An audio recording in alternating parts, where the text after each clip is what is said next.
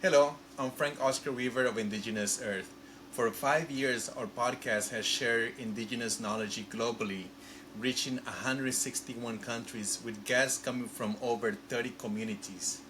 This year, we identified a critical gap in our education efforts. Many communities that need this knowledge cannot access them. That's why we launched a hands-on workshops that brings traditional ecological wisdom directly to those communities. In Panama, in the Embera community, children learn water protection from tribal elders. In Uganda, youth created food forests using ancestral techniques. In the Philippines, students discovered medicinal plants growing in their own schoolyards, plants whose name they never heard in their native language. The successes prove that our model works. Now we're hoping to create a dual approach, expanding in-person workshops while developing accessible online learning that would turn those 5 years of podcast wisdom into structured courses.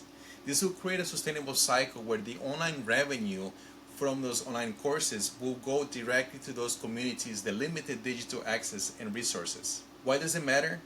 The ecological knowledge developed over thousands of years offer proven solutions to the planet's more pressing environmental challenges that we're facing right now.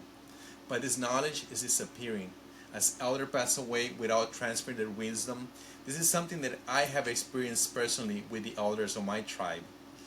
With your support, we hope to scale to 5 more countries this year and develop an online platform and launch our Elder Archive project to preserve the endangered environment knowledge that before it is lost forever. At Indigenous Earth, we hope to preserve wisdom, to protect and connect with our earth. Thank you. Aguje.